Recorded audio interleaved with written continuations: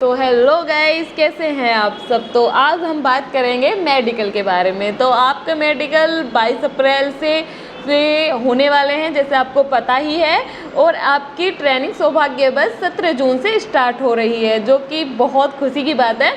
तो मेडिकल के admit card आने शुरू हो गए हैं, कुछ ज़िलों में आ गए हैं और कुछ ज़िलों में नहीं आए हैं। तो जिलों का मतलब ब्लॉक वाइज वो थाने में एडमिट कार्ड आते हैं, लेकिन जो यूपी के बच्चे नहीं हैं, जो अदर स्टेट के बच्चे हैं, तो उनके मेडिकल जो या तो एसपी ऑफिस में आएंगे, या वैसे 90% एसपी ऑफिस में ही आएंगे। और अगर आप डिले हो रहा है तो आप अपने नज़दीकी थाने में भी संपर्क बनाए रखें, और एसपी ऑफिस में भी जाके एक बार बात कर लें। और जिन बच्चों के एडमिट कार्ड नहीं आए हैं, वो अपने थाने में एक बार जाके पता कर लें, और किसी का फ़ोन कॉन्टैक्ट नंबर ले लेना ताकि वो आए बता दे। वैसे वो मोस्टली आपको इतनी सी भी टेंशन लेने की ज़रूरत नहीं है। एडमिट कार्ड 22 अप्रैल का अगर आपका मेडिकल है तो आपको 21 अप्रैल को ज़रूर बता दिया जाएगा। ऐसा नहीं कि आपका मेडिकल मिस हो जाएगा, तो वो टेंशन का विषय आपका नहीं है, थाने वालों का है। तो उसके लिए आप बिल्कुल चिंता मत कीजिए। और आपका एडमिट कार्ड जो भी यूपी के हैं, उनके नज़दीकी थाने, यानी कि जो उनका थाना लगता है, आप लोगों का थाना लगता है, उसी थाने में एडमिट कार्ड मिलेंगे। और जो अदर स्टेट के हैं तो उनके एसपी ऑफिस में मिलते हैं। हर ज़िले में एसपी ऑफिस होता है, और हो सकता है 10 से 10-5% आपके नज़दीकी थाने में भी मिल जाएं। और वेरिफिकेशन का तो आपको पता ही है, क्योंकि वेरिफिकेशन आप लोगों की होगी, आपके थाने वाले ही करेंगे, अदर स्टेट के भी उन्हीं के थाने वाले करेंगे। तो वेरिफिकेशन का इतना इशू है नहीं। तो चलिए बात करते हैं हम आपके मेडिकल के बारे में। तो मेडिकल की क्या प्रक्रियाएं होती हैं और क्या प्रोसेस होता है, मोस्टली लड़कियों के बारे में आज हम बताएंगे कि मेडिकल की क्या प्रक्रियाएं होती हैं। वैसे मैंने आज लड़कों के बारे में भी पता किया है कि लड़कों का मेडिकल कैसे होता है, तो मैं आज दोनों ही मेडिकल के बारे में बात करूँगी। तो चलते शुरू करते हैं। तो मेडिकल में जैसे कि सबने रुका तो रखा है डॉक्यूमेंट्स। तो हाँ, पहले आपके डॉक्यूमेंट्स ही चेक होंगे। तो डॉक्यूमेंट्स में क्या चेक होंगे उस पर मैं अच्छे से वीडियो बना चुकी हूँ। वैसे मोटा मोटा मैं आपको बता दूँ, जो आपके हर पूरे 3 सेट बना लेना अपने डॉक्यूमेंट्स के, जो भी है 3-3 कॉपी करके उनको। वैसे 4 से 5 कॉपी कर लोगे तो वो अच्छा रहेगा। मैं तो 4-5 कॉपी करके ले गई थी, इतने सारे डॉक्यूमेंट्स हो गए थे। और उनमें से भी मैंने 3 सेट बना के रखे थे, जैसे एक फॉर्म, और फिर उस पर हाई स्कूल इंटर की मार्कशीट, और फिर जाति मूल निवास जो भी था आपका, और उस पर करैक्टर सर्टिफिकेट, आधार कार्ड, ये सारी चीज़ें मैंने मतलब बना के सेट बना रखा था। एक सेट अलग, 2 सेट अलग, ऐसे करके मैंने 2 सेट बना रखे थे। आप भी ऐसे सेट बना लेना ताकि आपको कोई प्रॉब्लम ना हो। तो डॉक्यूमेंट्स में आपको एक फॉर्म, एप्लीकेशन फॉर्म तो चाहिएगा ही। उसके बाद आप फ़ोटो ले जाना, 20-25 फ़ोटो ले जाना, क्योंकि मुझे वहाँ पे फ़ोटो बनवानी पड़ गई थी। वो तो अच्छा है। वैसे ये क्या बोलते हैं, आपके पुलिस लाइन वगैरह होगी, इनके पास आसानी से साइबर कैफ़े वगैरह मिल जाते हैं। तो इतना अगर कुछ चीज़ मिस भी हो जाती है तो वो चीज़ें निकल जाती हैं। लेकिन मैं फिर भी कहूँगी, आपको बाहर जाने की ज़रूरत ना पड़े तो अपना काम सारा ओके करके लेके जाना, जो भी हो प्लस ही लेके जाना। अगर आपको कोई बोले 2 कॉपी लेके जाना है तो आप 3 लेके जाना। तो आप कॉपी में कंजूसी मत करना, हर एक सेट की 3 से 4 कॉपी आराम से करके ले जाना, और 25-30 फ़ोटो आराम से लेके जाना, क्योंकि फ़ोटो वहाँ पे बहुत यूज़ होती है। हालांकि इन लोगों ने 10 ही फ़ोटो नोटिफिकेशन में दिया है, लेकिन आप अपने प्लस करके फ़ोटो लेके जाना। और करैक्टर सर्टिफिकेट का मैं कह रही हूँ 4 करैक्टर सर्टिफिकेट लेके जाना, 2 संभ्रांत व्यक्ति का, 1 प्रधान का, और 1 आपका स्कूल का। अगर आप कह रहे बहुत सारे बच्चे बोल रहे हैं कि स्कूल का करैक्टर सर्टिफिकेट बहुत सारे नहीं बना रहे, क्योंकि जो हमारा करैक्टर सर्टिफिकेट होता है वो आगे हमारा सबमिट हो जाता है। यानी कि जैसे हम ग्रेजुएशन करेंगे तो 12th का सर्टिफिकेट, करैक्टर सर्टिफिकेट वो आगे लग जाता है, तो हमारे पास सर्टिफिकेट नहीं बचता है। तो फिर कुछ कॉलेज तो आसानी से बना के दे रहे हैं, लेकिन कुछ कॉलेजेस हैं जो सीधा मना कर रहे हैं कि हम नहीं बना के देंगे। तो उनके लिए मैं कहूँ, अगर आपके कॉलेज वाले नहीं बना के दे रहे हैं करैक्टर सर्टिफिकेट, तो आप अपने कॉलेज वाला करेक्टर सर्टिफिकेट लगा दीजिए, college in the sense graduation वाला, तो आप उसमें का लगा दीजिए, उसका कोई इतना बड़ा इशू है नहीं। शपथ का आपको पता है, अगर शपथ का 10 वाला आपने शपथ प्रमाण पत्र बनवाया तो अच्छी बात है, आपके शपथ का 10 हो या 10 से प्लस हो उसका कोई इशू नहीं है, शपथ प्रमाण पत्र होना चाहिए, ठीक है। तो ये आपके जो बेसिक एप्लीकेशन फॉर्म में आपके जो जितने भी डॉक्यूमेंट्स लगे थे वो, और प्लस करेक्टर सर्टिफिकेट और शपथ प्रमाण पत्र, यही ऐड होंगे और इतना कुछ ऐड नहीं होगा। बाकी आधार कार्ड, मूल निवास, जाति वगैरह तो आपकी तभी भी लगी थी, ठीक है। तो चलिए अब बात करेंगे, ये होगी बात डॉक्यूमेंट्स के बारे में, जो कि मैंने एकदम शॉर्ट लिस्ट में आपको आराम से बता दिया। फिर भी कोई डाउट हो तो आप कमेंट बॉक्स में पूछ ले। आप पूरी वीडियो नहीं देखते, मैं जो बता देती होती हूँ वो आप फिर से आप कमेंट में कर लेते हैं, वीडियो पूरा देखा करें। तो मैं कोशिश करती हूँ आपको फिर कमेंट करने का मतलब मौका ही नहीं मिले, फिर भी चलो आप फिर भी कमेंट कर देना अगर आपको कोई भी प्रॉब्लम हो। तो चलो मेडिकल के अब बात डॉक्यूमेंट्स की, जब फाइल आपकी तैयार हो जाएगी, जब आपकी फ़ाइल एकदम सेट हो जाएगी वहाँ पे डॉक्यूमेंट्स, तो वो फाइल आगे स्कैन होते हैं। स्कैन मतलब जो अधिकारी वहाँ पे बैठे होते हैं उनको देखी जाती है, फिर वो आगे डॉक्टरों के पास पहुँचती है, फिर वो वहाँ से जिसकी फ़ाइल उनके पास डॉक्टर्स के पास पहुँचती रहेगी डॉक्यूमेंट्स वाली, उस फाइल का उस बच्चों को बुला लिया जाता है। तो मैं मेडिकल के यहाँ तक का प्रक्रिया होने के बाद मेडिकल हो जाता है शुरू। पहले होती है हाइट, और जिनकी हाइट एकदम फिक्स है या फिर जिनकी हाइट अच्छी है उनका तो कोई दिक्कत नहीं है, जिनकी फिक्स है तो वो थोड़ा एक दो बार अपनी हाइट नापें कि किस तरह खड़ा होने से उनकी हाइट इम्प्रूव हो रही है। यानी कि वो वाला जो स्केल होता है, स्केल मतलब स्ट्रेट स्केल जो होता है, इंची टेप से नहीं, जो स्ट्रेट स्केल होता है उससे एक दो बार घर पे नाप के देख लें कि कहीं उनके ये होता है ना, खड़े होने के तरीके से भी 1-2 सेंटीमीटर अप डाउन हाइट हो जाती है। तो आपको हो कि आप एक बार देख लेना कि हाइट किस तरह से खड़े होने से आपकी हाइट अच्छी जा रही है, तो आप फिर वहाँ पे उसी तरह से जाके आप खड़े हो जाना, ठीक है। तो ये हो गया हाइट के बारे में। चेस्ट का इसमें कोई निकलता नहीं है, अगर आपकी कम भी चेस्ट है तो इतना चल जाता है, यूपी पुलिस का मेडिकल है, आर्मी का नहीं है, ये ध्यान रखना। और वेट की बात करें, लड़कों का तो वो कितना भी वेट है, लड़कों की तो वेट लिमिट नहीं आई थी, लेकिन लड़कियों के मिनिमम 40 होना चाहिए और मैक्सिमम कितना भी हो सकता है, ठीक है। तो ये हो गया आपके बेसिक मेडिकल। उसके बाद टेस्ट होता है आपका फ्लैट फुट। तो फ्लैट फुट के बारे में मैं बताऊँ, एक बोरा होता है जो ब्लू कलर की इंक से भीगा हुआ होता है, उस पर आपको पैर रखाए जाते हैं। वो बिल्कुल इतना गीला नहीं होता, जैसे पानी बहुत भीगा भीगा होता है ना, वो बहुत सूखा सूखा सा होता है, जिससे आपकी फ्लैट फुट ज़्यादा मतलब आसानी से दिख जाती हैं। तो जो पानी वाला, अगर आप पानी में पैर डिप करके चलेंगे तो उसमें फ्लैट फुट कम शो होती है, लेकिन जो बोरे पे होता है वो थोड़ा ड्राई होता है, तो उसमें फ्लैट फुट थोड़ा अच्छे से दिखती है।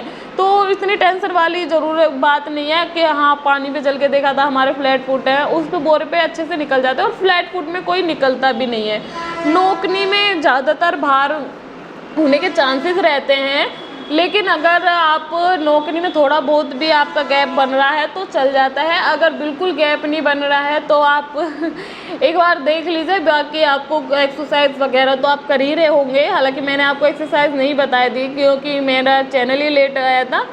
तो अब नए बच्चों के ही बारे में एक्सरसाइज का पहले से ही उनको लेके चलेंगे, नौकरी वगैरह है, ताकि वो आगे ये गलतियाँ ना करें जो आप लोगों से गलती हुई है नौकरी की।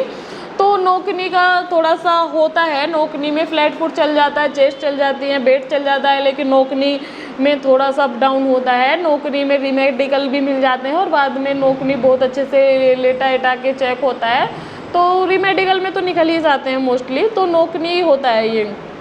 और होता है कैरी एंगल। कैरी एंगल देखो हमारा चेक नहीं हुआ था, लेकिन बहुतों का चेक हुआ था। वो बहुत मामूली ज़्यादा से ये करके देख लेंगे कि आपकी स्ट्रेट है या नहीं है, ज़्यादा मतलब अच्छे से चेक नहीं होगा, थोड़ा बहुत होगा, क्योंकि हम लोगों का तो लड़कियों का तो चेक ही नहीं हुआ था। देखो मैं मेडिकल के बारे में बता दूं, हर ज़िले में मेडिकल प्रक्रिया थोड़ी अप डाउन होती है, यानी कि कहीं पे कुछ चीज़ें प्लस कर दी जाती हैं, कहीं पे माइनस कर दी जाती है।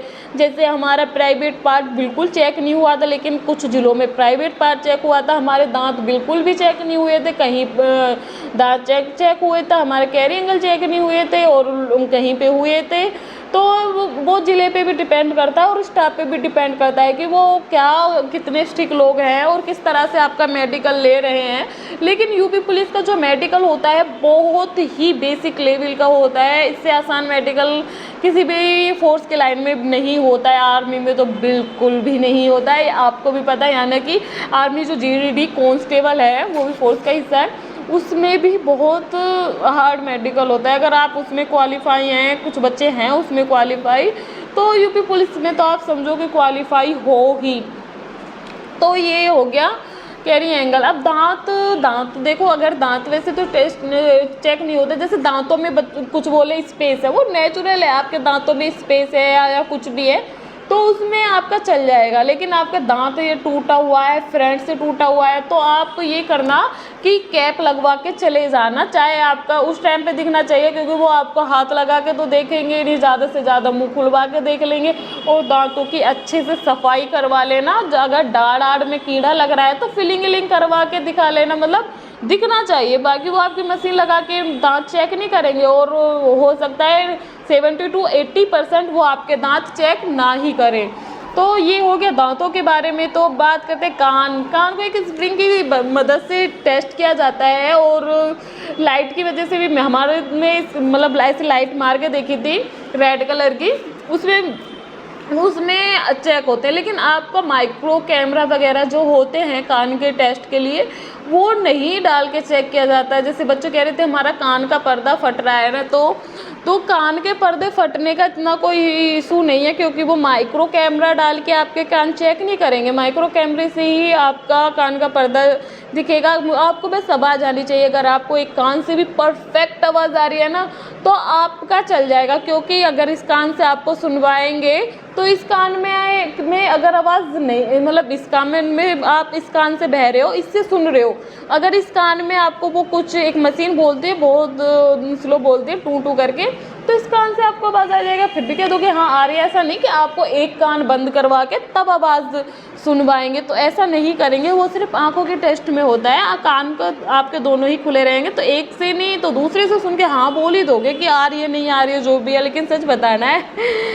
फिर भी ये हो गए आपके कान के बारे में। आँखों के बारे में तो आपको अच्छे से बता ही चुकी हूँ मैं। आँखों पे हाँ देखो, एक नोकनी और आँखों के टेस्ट ये दो टेस्ट थोड़े से होते हैं जो टेंशन करने वाले हो जाते हैं। बाकी तो सारे टेस्ट में चल ही जाता है मोस्टली, कुछ जैसे कोई निकलते नहीं है एक नोक। बाकी अगर कोई ज़्यादा बड़ी समस्या है, विजिबल है, दिख रही है, कोई मतलब ज़्यादा अंग कटा हुआ है, वो सोफ हो रहा है, तो उसमें भी थोड़ी टेंशन लेने वाली बात है। वरना इसका मेडिकल जो होता है बहुत बेसिक होता है। आँखों में क्या टेस्ट होता है? आँखों में कलर विज़न का टेस्ट होता है और एक 6x6 का टेस्ट होता है। तो जो पहले मैं आपको बताऊं, जैसे जो भी बच्चा जाए तो पहले जिसका मेडिकल हो तो उससे पूछ लेना कि कौन सा चार्ट है, और वो गूगल पे आप देख लेना और उसको अच्छे से पढ़ लेना है। कोशिश करना कि अगर आपकी आई साइट वीक है वो याद कर लेना, क्योंकि जो चार्ट एक बार लगा होता है वो ही सभी बच्चों पे रिपीट होता रहता है। चार्ट चेंज नहीं होता है कि आपके लिए अलग है नेक्स्ट बच्चे के लिए अलग चार्ट होगा, तो चार्ट बिल्कुल भी चेंज नहीं होता है, सेम चार्ट होता है। तो गूगल पे सारे चार्ट पर रखे हुए हैं कि हिंदी का चार्ट है, 1 2 3 का चार्ट है, ABCD का चार्ट है, आप पूछ लेना और वो एक बार गूगल पे देख लेना। अगर आपका जैसे पहले बच्चा चला गया उसको उससे कंफर्म कर लेना किस तरह का चार्ट है कि आपकी आई साइट वीक है, तो आप उस चीज़ को थोड़ा याद कर लोगे ना, तो माइंड में होता है ना कि हाँ थोड़ा याद होगा। हमें हल्का हल्का भी दिख रहा होता है तो हमें थोड़ा अंदाजा रहता है कि ये वर्ड ये हो सकता है, तो आप उसको पढ़ सकते हैं। आपको एक दो घंटा नहीं पढ़ पाएंगे, आपको कुछ ही सेकंड या 1-2 वर्ड ही पढ़वाएंगे, वो सीधा कहते हैं ठीक है फाइन। तो उसके बाद कलर विज़न का टेस्ट होता है। कलर विज़न में तो आपने आँखें टेस्ट कर ही ली होंगी। जिनको कलर विज़न है उनके लिए भी मैं कहूँगी थोड़ा आँखों पे मतलब दिमाग पे जोर डाल के चीज़ें फोकस करके आपको बताना है, वो हो जाएगा। कलर विज़न तो अगर कलर विज़न नहीं, वैसे कलर विज़न में 1-2 ही केस आते हैं जिनको कलर विज़न होता है, ज़्यादा केस कलर विज़न के नहीं है। लेकिन कलर विज़न है तो वो मैं यही कहूँगी तो थोड़ा देखें और डॉक्टर को दिखाएं, पर मुझे नहीं लगता कलर विज़न का शायद इलाज है। तो ये है। बाकी प्राइवेट पार्ट तो 90% बिल्कुल भी टेस्ट नहीं होते हैं, वो आपके प्राइवेट पार्ट के बारे में बात ही नहीं करेंगे। लेकिन 10% प्राइवेट पार्ट चेक हो जाते हैं। प्रेगनेंसी का टेस्ट होना भी एक तरह से प्राइवेट पार्ट टेस्ट होना होता है, जो कि लड़कियों का प्रेगनेंसी टेस्ट हुआ था कुछ जिलों में, हम लोगों का नहीं हुआ था, मथुरा और आगरा की साइड चेक हुआ था। तो अब हो मे भी हो, लेकिन प्राइवेट इसमें कोई इशू वाली बात नहीं है, प्रेगनेंसी टेस्ट भी हो रहा है तो कोई इतना इशू नहीं है। बाकी जो आपके मतलब पाइल्स वगैरह होगी, हरनिया जो भी है मैं बोल नहीं पा रही हूँ, वो होगी या फिर यानी कि कुछ भी आपके अंदर की बीमारी होगी, वो कुछ भी ऐसा ब्लड यूरिन कोई टेस्ट वेस्ट नहीं होता है, बहुत नॉर्मल होता है। उसके बाद आपका मेडिकल होता है कंप्लीट। फिर आपको जैसे ही सब बच्चों का मेडिकल कंप्लीट हो जाता है तो उस पे बाहर ही उसी दिन आपको बता दिया जाता है कि उसको री मेडिकल मिला है, कौन अनफिट है और कौन फिट है। तो ये 3 कैटेगरी से आपकी मेरिट लग जाती है और आप सेलेक्टेड हो जाते हैं और फिर आपकी तैयारी क्या बोलते हैं ट्रेनिंग के लिए शुरू। तो ये थी आपकी पूरी मेडिकल प्रक्रिया है। अब नेक्स्ट वीडियो आपको किस टॉपिक पे चाहिए तो इनबॉक्स में मुझे ज़रूर बताना। और यहाँ तक वीडियो देखने के लिए थैंक्स फॉर वॉचिंग। मिलते हैं नेक्स्ट वीडियो में, बाय बाय।